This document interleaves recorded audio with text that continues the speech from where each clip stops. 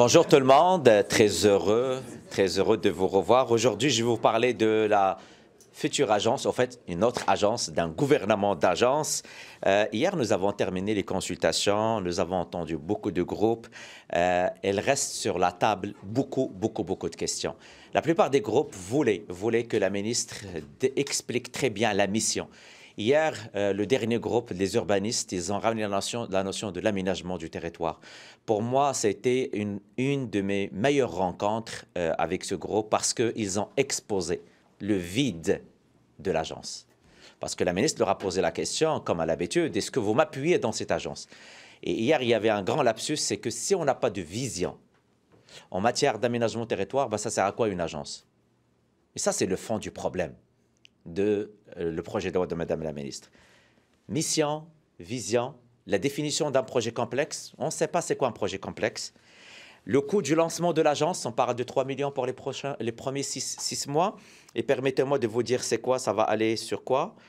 Ça va aller sur les frais non récurrents associés à la transition des systèmes informatiques, la mise en œuvre de la nouvelle gouvernance et les frais d'installation matérielle à mobilité infra et les frais liés à l'expertise externe. En horaire professionnel. On nous a vendu que ça va regrouper les professionnels. Mais en même temps, ils vont se payer des honoraires professionnels en communication. Hein? C'est un gouvernement de communication, donc des consultants de l'externe. Mais aucune idée sur le budget qui sera dédié pour le fonctionnement de cette agence. Donc encore une fois, pour nous, en date d'aujourd'hui, c'est une coquille vide. C'est du marketing pour parler de la mobilité. Et malheureusement, il y a un effort énorme, et ça dépend de la ministre et de sa disponibilité, à accepter les amendements qu'on va faire tous, les 3 partis d'opposition, parce que pour moi, le projet tel que présenté aujourd'hui est un projet bruyant.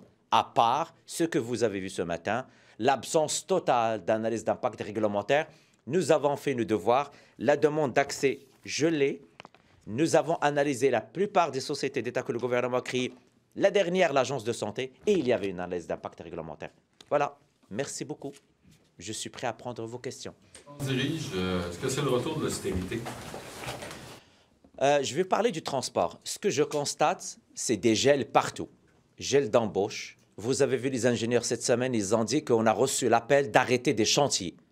Vous avez vu les camionneurs, l'éco-camionnage, arrêtés. Les voitures électriques. Moi, je pense que Madame la ministre Guilbeault mérite le titre de la super ministre des coupures parce que c'est que elle que je vois présentement en train de couper et de faire arrêter plusieurs projets.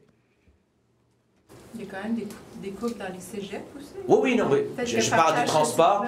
Je parle du transport, vous avez raison. Il y a aussi un plafonnement des dépenses au niveau des cégeps. Et il y a aussi d'autres j'ai entendu gel d'embauche dans le réseau de la santé. Je pense que le mot est passé au niveau des réseaux. C'est ce qu'on entend. Nous avons commencé le recensement au niveau de plusieurs ministères. Mes collègues font un travail exceptionnel sur le terrain. On parle avec nos interlocuteurs et les organismes. Le mot d'ordre, c'est qu'il y a un plafonnement de dépenses et il y a une rationalisation au niveau des dépenses. Nouvelle pour vous qui avez critiqué le déficit de 11 milliards, qui avez plaidé pour un retour à une certaine rigueur budgétaire? On va toujours critiquer la mauvaise gestion caquiste des finances publiques. Mais aujourd'hui, venir parler du déficit, sachant ce qu'ils ont hérité comme surplus, il faut inclure dans l'équation le surplus qu'ils ont hérité, qu'ils ont garoché, qu'ils ont dilapidé. Donc aujourd'hui... Au ministère de serrer un peu la ceinture? Ce qu'on demande, c'est quel est le plan concret pour le retour à l'équilibre budgétaire, on ne le sait pas. Donc, après avoir perdu le contrôle des finances publiques, venir maintenant faire la pression sur les services publics, je pense que c'est irresponsable de la part de ce gouvernement parce qu'eux-mêmes sont responsables de cette perte de contrôle des finances publiques. Qu'est-ce qu'on fait sinon si on ne met aucune pression sur les services publics? Moi, je pense que les Québécois paient assez d'impôts et s'attendent à des services de qualité. Le gouvernement, et je tiens à saluer le courage de mon collègue Yuri Chassin, et il l'a très bien dit. Moi, je déplore aujourd'hui la philosophie caquiste dans la gestion des programmes. François Legault, quand il est arrivé au pouvoir, il disait vouloir l'efficacité de l'État. Moins d'État, mais plus de services. Ce qu'on a constaté avec le temps, c'est le François Legault qu'on avait pendant la campagne électorale, ce n'est plus le François Legault, le Premier ministre. Un problème, on garoche l'argent. C'était ça le mode de gouvernance de François Legault. Et malheureusement, ça ne donnait pas de résultats. Regardez l'ensemble des services. Regardez les services publics, la santé. Est-ce qu'on a plus de consultations? Non. Est-ce qu'on réalise plus de chirurgie? Non. Est-ce que les gens attendent plus en urgence? Oui. Regardez le service de l'éducation, le réseau de l'éducation. Regardez les cégeps. Je parlais avec des cégeps. Quand on vous dit que votre projet, ça c'est un cas réel, coûte $1 million, si vous ne le faites pas, les répercussions sont majeures sur le maintien de l'actif. On vous impose un demi-million. On m'a dit, qu'est-ce qu'on va faire? Est-ce qu'on va appeler le contracteur pour lui dire, fais ça sur 2 années? Pendant ce temps, les élèves risquent de manquer des heures de classe. Parce que probablement, la partie touchée, c'est un laboratoire. Ce sont les résultats de ce... Vous en avez fait votre nouveau cheval de bataille, vous tentez de le ramener à l'agenda. C'est un peu ce que le gouvernement essaie de faire en disant, là, on a un déficit de 11 milliards, il faut couper quelque part, puis lâchez-moi les 7 milliards qu'il y avait avant, il n'existe plus. Là. À partir d'aujourd'hui, on fait quoi? On coupe ou on continue à dépenser? On répare les toits d'école qui fuient?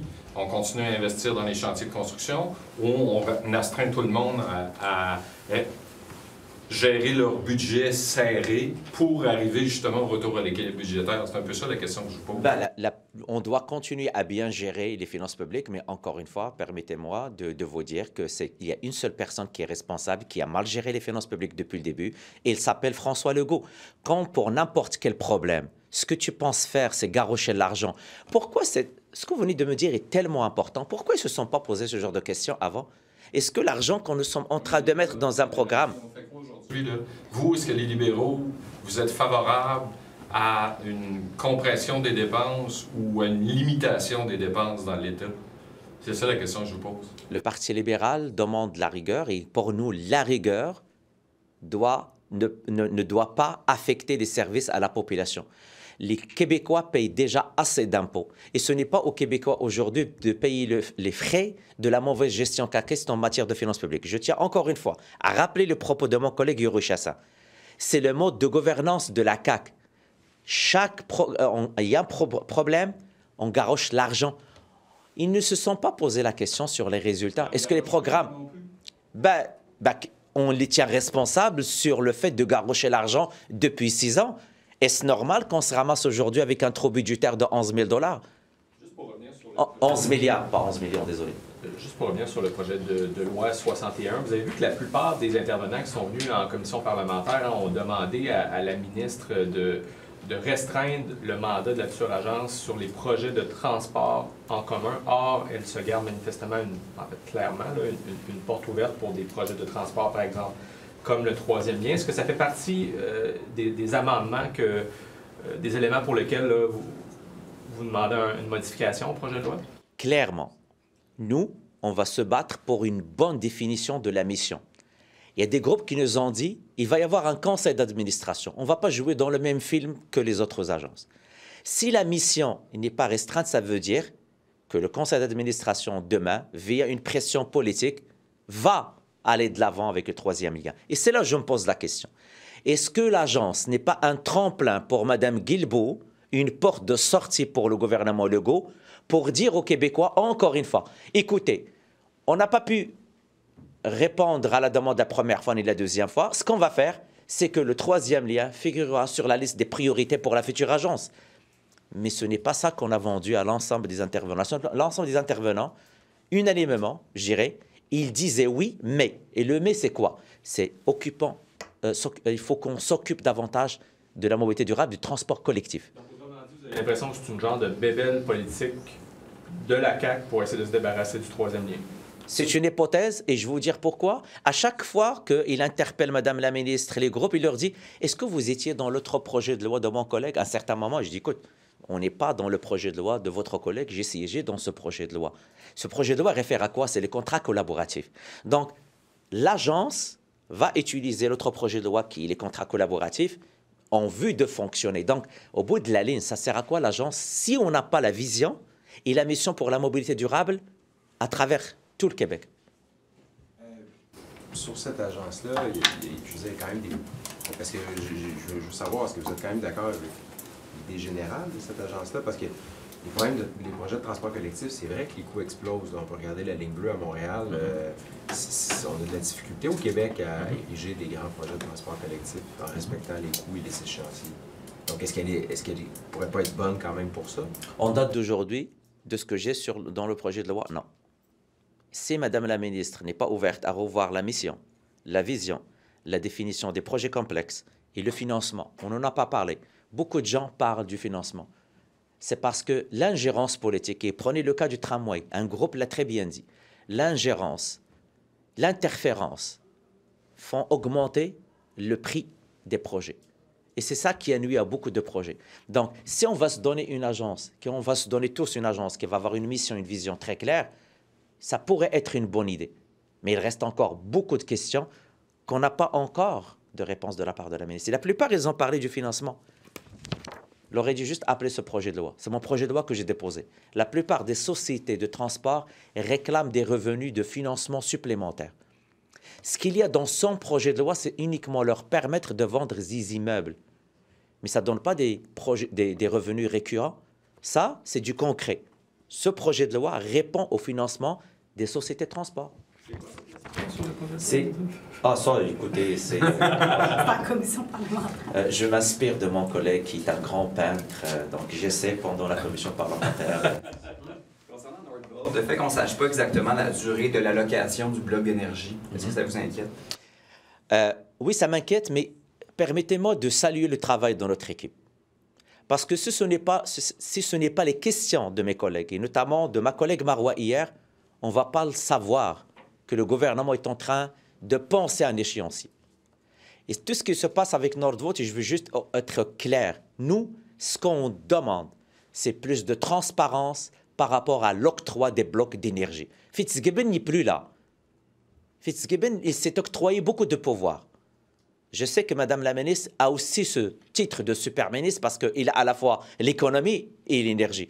Mais les Québécois aujourd'hui, les PME à travers tout le Québec, veulent savoir à qui on donne l'énergie, sur quels critères, parce qu'ils sont tannés de remplir des documents et recevoir une réponse « non, vous n'avez pas le droit à cette énergie ». Donc, ce qu'on demande concrètement, de la transparence par rapport à l'octroi des contrats d'énergie.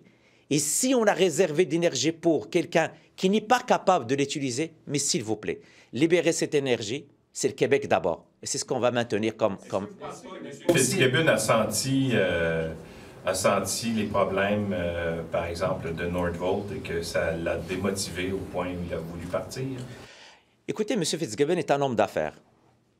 Il connaît tout ce qui se passe. Il a navigué dans le monde des startups. Moi, écoutez, là, samedi, dimanche surtout, j'ai passé 3 heures à lire les médias en Suède. J'étais choqué parce que j'apprenais des nouvelles choses. Écoutez, le monde des affaires est un petit monde. Est-ce qu'il a vu venir les problèmes de Nordvolt? Peut-être. Je n'étais pas avec lui, je ne lui parle pas. Je ne sais pas la nature des échanges qu'il a eu avec M. François Legault, mais clairement, il y a eu un différend entre lui et M. Legault. Ce n'est pas un genre de personne qui va quitter juste parce qu'il voulait quitter. Il avait une ambition pour le Québec, il avait envie de réaliser des choses, mais malheureusement, ça allait dans le mur. Mais n'est-ce pas aussi arbitraire que ce que vous leur reprochez au gouvernement que de dire que puisque Nordvolt est en retard sur son échéancier, on lui retire son énergie? Je veux dire, c'est pas le premier projet économique à avoir même une année ou une année et demie de retard, là. Donc, de menacer de retirer l'énergie à une entreprise qui est en retard, c'est quand même arbitraire. Mais vous êtes en train de prétendre qu'il va y avoir 1 an ou 2 ans de retard. Moi, ce que je demande, dites-nous au gouvernement, qu'est-ce que vous avez comme information? Dites-nous que vous êtes capable d'avoir dans Nordvolt la date du début des travaux et de la fabrication des celluliers. On va vivre avec ça. Mais aujourd'hui, maintenir le doute, c'est prendre les Québécois pour des valises. Parce que j'ai des entreprises qui nous appellent et qui nous disent « Nous, on veut l'énergie. Nous, on a des programmes qui vont aider à la réduction des GES, à qui on dit non. » Ça, c'est inacceptable. Ah, mais vous dites qu'on devrait fixer des critères objectifs pour donner l'énergie aux entreprises, parce qu'en ce moment, c'est arbitraire. Donc, je dis transparence. Transparence. Là, de l'autre côté, vous ne fixez pas de critères, vous dites juste on enlève l'énergie à Nordvolt. C'est ça que votre collègue Marois Risky a proposé hier. Donc ça, c'est arbitraire, non? Non, ce n'est pas arbitraire parce que les indices, les indicateurs qu'on a sur la table, écoutez là, quand vous recevez l'agence de presse suédoise, l'AFP hier, qui déclarait Le gouvernement suédois ne veut plus rien injecter dans cette compagnie. C'est une compagnie suédoise. Hein. Je pense que c'est une fierté pour le Suède. Mais quand vous avez le gouvernement local, j'espère que M. Legault va dire que le gouvernement local suédois en sait beaucoup que lui sur cette entreprise. Mettez-vous au sein de notre équipe. On voit ça venir. On voit qu'il y a un problème. On voit qu'ils sont en train de chercher comment pallier aux problèmes financiers. Ben non, pour moi, c'est le Québec d'abord. Pourquoi c'est très clair que le Québec d'abord? J'ai en parallèle des entreprises qui disent, écoutez, on se sent lésés parce qu'on a appliqué, on a rempli des formulaires, on a travaillé très fort et on nous a dit non. En parallèle, ces mêmes entreprises québécoises veulent de l'énergie, voient un projet qui n'avance pas techniquement et ils se demandent, mais pourquoi on leur réserve d'énergie? Donc, ce que ma collègue Marois dit et ce que le Parti libéral demande, premièrement, transparence dans les critères d'octroi de l'énergie. 2, pas de problème si vous allez avoir un retard. Dites-le. Est-ce que Mme la ministre ou M. François Legault, aujourd'hui, ont avoué que le retard serait de 12 mois, de 24 mois? Et ce retard, il est acceptable à partir de combien de mois? 12, 24, 36? On ne le sait pas. Et c'est pour cela que le Parti libéral va continuer à poser ce genre de questions. Pourquoi? C'est parce que c'est la fierté du Québec, l'énergie. C'est la fierté du Québec. En quoi c'est pas arbitraire, M. Déragi? À la limite, c'est du chantage. Là. Si vous ne dites pas de combien de mois vous êtes en retard, on vous enlève votre bloc d'énergie. C'est complètement arbitraire. Est-ce que vous êtes d'accord avec moi que l'énergie appartient à tous les Québécois? Est-ce que vous êtes d'accord avec moi que j'ai beaucoup d'entreprises qui cherchent de l'énergie, qui veulent contribuer à l'effort de GES? De critères. Ce que vous proposez, c'est tout aussi discrétionnaire. Là. Mais on trouve que c'est trop long, donc on va vous enlever votre bloc à moins que vous nous donniez de l'information. Non, mais écoutez, vous êtes en train de me dire que demain, j'ai une entreprise qui me dit, écoute, moi, je suis intéressé à fabriquer des celluliers. Je vais la croire, pas de problème. Et vous ne me dites pas en quelle année vous allez commencer la construction et je vous réserve les blocs d'énergie. Avis. Vous dites, on l'enlève à Nordvolt, mais il y a d'autres entreprises qui sont en retard, vous ne les menacez pas dans le bloc d'énergie. Mais c'est ce que j'ai dit au début. C'est ce que j'ai dit au début, c'est que ce super pouvoir que ce ministre a doit disparaître. Fitzgibbon n'est plus autour de la table. Ce qu'on demande, c'est plus de transparence au niveau de l'octroi des blocs d'énergie. Qui dit transparence? De retirer les blocs. Parce que c'est le cas qu'on a devant nous. Pourquoi on a ce cas? Mais il y a d'autres cas d'entreprises. On n'enlève pas les blocs d'énergie? Mais écoutez, que le gouvernement dévoile les pourparlers qu'il a avec ses entreprises, et si c'est acceptable le délai, vous êtes en train de dire pourquoi le gouvernement n'attend que lorsque vous serez au pouvoir, vous allez dévoiler tous les contrats que vous allez signer avec les compagnies étrangères. Écoutez, c'est pas ça l'enjeu. L'enjeu... Demander de la transparence, dévoiler le contrat. L'enjeu... Est-ce que le gouvernement libéral, avant, aurait dû dévoiler tous ses contrats à l'étranger lorsqu'il y avait des reports? Un gouvernement libéral va déjà réparer les erreurs en matière énergétique que la CAQ a fait. Vous le savez depuis le début, ils ont joué... je peux répondre. Quel message on enverrait à la communauté d'affaires à l'international, par exemple, si le gouvernement du Québec arrivait et déchirait un contrat signé avec Nordvolt? Nordvolt, là, avant de venir construire ici, de venir s'installer, ils ont signé des contrats. Alors, dans le contrat, il y a la fourniture d'électricité. Alors, si on arrive, on retire l'électricité, on brise le contrat. Bon, premièrement, je n'ai pas dit de retirer le contrat, je dis d'être transparent dans la façon... Vous avez dit de redonner cette électricité-là à d'autres. Oui. Si ce n'est pas briser le contrat, je me demande ce que c'est. Oui, mais excusez-moi, c'est parce que Nordvolt ne remplit pas... Déjà, Nordvolt s'est engagé dans un délai respecté à commencer la fabrication des batteries. Donc, le gouvernement s'est engagé à lui réserver un bloc d'énergie. Jusqu'à maintenant, on est d'accord. Ce partenaire vit des moments difficiles, on ne sait pas c'est quoi l'avenir. Est-ce qu'ils s'en vont dans une restructuration? Je ne sais pas s'il y a une restructuration. Est-ce qu'on va se ramasser avec un partenaire qu'on aimerait avoir sur notre territoire? On ne sait pas s'ils s'en vont en faillite. C'est des hypothèses. Nous, pour être en avant, pour ne pas être pris et mal pris, ce qu'on demande au gouvernement, c'est que si vous êtes sûr et vous avez un échéancier avec Nordvolt, dites-le.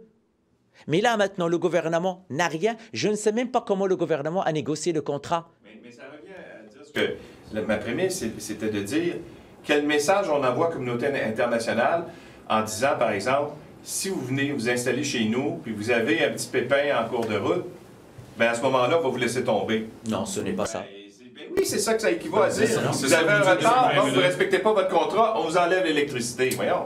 C'est ça que vous dites depuis 20 minutes? Ce n'est pas ce qu'on dit. Je vais le répéter, okay, pour qu'on soit très clair. Nordvolt vit des moments difficiles. Ça, je pense que regardez ce que se passe sur la scène internationale. Je vous invite à lire les médias en Suède, ce qu'ils disent sur Nordvolt. J'invente rien. La déclaration du gouvernement suédois est très claire. Le gouvernement de la Suède ne veut plus mettre aucun cent dans... OK, ça, c'est des faits. Donc, déjà, on doit comparer la même chose. Donc, on ne parle pas de n'importe quelle entreprise qui vit ou qui ne vit pas des moments difficiles. Le cas qu'on a devant nous, le gouvernement s'est engagé à réserver des blocs d'énergie. En parallèle, j'ai des entreprises québécoises qui ont fait la demande à utiliser ces blocs d'énergie. Mais j'ai en face de moi une compagnie qui, ce que j'ai sur la table, probablement n'utilisera pas ces blocs. Donc, nous, ce qu'on dit, libérer... Je pensais que Nordvolt verra jamais le jour. Mais on ne le sait pas. C'est pour cela que le gouvernement doit le dire. Est-ce que oui ou non, le projet va voir le jour? De toute façon, hier, ce que vous avez demandé, c'est qu'on retire les blocs d'énergie à Nordvolt. C'est ce que Marois a dit. Oui, de les libérer pour les entreprises qui ont fait la demande, à qui on a dit non. Comme parti de l'économie, le Parti libéral dit que c'est le parti de l'économie. Ouais. Bien là, le message que ça envoie à n'importe quel entrepreneur, c'est si le projet est en retard, s'il y a un petit peu d'instabilité, ben pouf, le gouvernement va se retourner de bord, va enlever les blocs d'énergie pour le donner. Juste, ce n'est pas un petit retard, là. Je vous le dis, lisez ce qui se passe en Suède, c'est d'énormes problèmes. On parle de licencier le PDG. On parle qu'une compagnie qui a, la première année, moins 3 milliards de dollars de la couronne suédoise, moins 13 milliards. Ce que je dis au gouvernement... Vous n'avez plus confiance en Nordvolt? Non, ce que je dis au gouvernement, ils nous ont dit, je crois le gouvernement, ils nous ont dit qu'ils ont des bonnes discussions avec Nordvolt, qu'ils soient transparents. C'est quoi la nature de ces discussions? C'est quoi le plan de match? Ah, écoutez, le fédéral, c'est très clair. Le directeur parlementaire du budget, qu'on n'a pas, et d'ailleurs, je vous rappelle, un autre excellent projet de loi que j'ai moi-même déposé, a déjà levé les drapeaux rouges au niveau fédéral. Je vous invite à lire le rapport, l'excellent rapport du directeur parlementaire du budget que j'ai eu l'occasion de rencontrer. Et il a soulevé beaucoup de questions par rapport à cet investissement. Mais selon vous, ça va se faire ou ça ne se fera pas à la lecture des journaux suédois? Il y a beaucoup de questions. Il y a beaucoup de questions. Et ce qui circule, ils vivent beaucoup de difficultés. Et sur la table maintenant, ce que j'ai lu récemment, c'est le changement de la haute direction. Parce qu'au niveau des dépenses, ils ont vu des lacunes et une perte de contrôle au niveau de l'entreprise. Ce que les médias suédois disent, c'est que sur la table, c'est le licenciement du PDG. Québec enlève son bloc, le bloc d'énergie à Nordvolt. Est-ce que vous reconnaissez que ça compromet le projet? Ben, écoutez, avant, mais c'est pas si simple, oui ou non, uniquement par rapport à cette question. Le projet, il est complexe et il dépend de la maison mère qui est en Suède. S'il n'y a pas de lien, s'il n'y a pas de... On peut quand même répondre à cette question-là. Ben, s'il n'y a pas d'énergie, écoutez, oui, il va y avoir, mais ce n'est pas l'énergie qui vient en premier, c'est que, est-ce que l'entreprise est capable de continuer d'exister? Si on enlève l'énergie, non, mais ça ne se fera pas au Québec, là, vous enlevez l'énergie. Absolument, mais est-ce que la compagnie aujourd'hui va continuer d'exister? C'est ça la question qu'on se pose. Est-ce que la compagnie, dans le contexte actuel, va continuer d'exister? Vous n'aiderez pas l'entreprise en faisant ça, vous comprenez, vous contribuez vous-même à ce que vous... Mais pourquoi vous dites que je ne contribue pas? Écoute, est-ce que c'est moi le PDG de Nordvolt? Est-ce que le gouvernement suédois... Vous enlevez l'électricité à Nordvolt, c'est comme, tirer la plug sur le respirateur artificiel. On n'enlève pas l'électricité. Il faut que Nordvolt démontre la capacité de produire. L'électricité, elle est déjà réservée. C'est à Nordvolt, je vais juste terminer s'il vous plaît, c'est à Nordvolt de démontrer qu'il est capable de respecter l'échéancier. Ce qu'on a comme information à l'échelle internationale, c'est le contraire. On ne retire pas le bloc d'énergie parce qu'on veut. C'est parce que les signes et les signaux qu'on reçoit, ils ont des difficultés financières. Et votre demande, c'est de retirer le bloc, de reconnaître qu'en retirant le bloc, on tue le projet. Mais c'est parce que le projet ne va pas avoir lieu. Je ne suis pas convaincu, mais c'est ce que je vois à l'échelle internationale. La compagnie a de la difficulté. Donc vous êtes convaincu que ça n'aura pas lieu, ce projet-là? En date d'aujourd'hui, ce qu'on voit en Suède, la compagnie a l'obligation d'aller chercher des fonds. Ils sont en recherche des fonds. Mais ma question, c'est pensez-vous qu'il va en avoir un projet Nordvolt au Québec? Je l'espère. On le veut.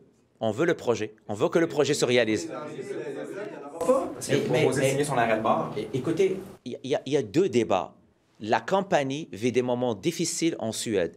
Ce qu'on demande au gouvernement, c'est que s'assurer que les difficultés que Nordvolt vit en Suède ne seront pas répercutées ou ne se répercutent pas au Québec. Je veux bien que le projet se réalise. Je veux qu'il soit réalisé. Et je veux qu'on réserve le bloc si la compagnie va réaliser le projet. Ce qu'on demande, c'est que si le projet vit des moments difficiles et il ne peut pas se réaliser, ça ne sert à rien de garder encore une fois ce bloc d'énergie pour Nordvolt, sachant que j'ai d'autres entreprises québécoises qui veulent de l'énergie à qui le gouvernement dit non.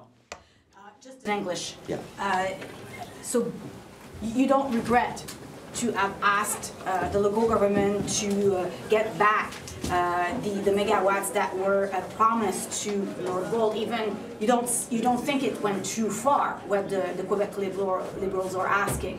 No, at the Liberal Party of Quebec, we are asking the government of Legault for more transparency.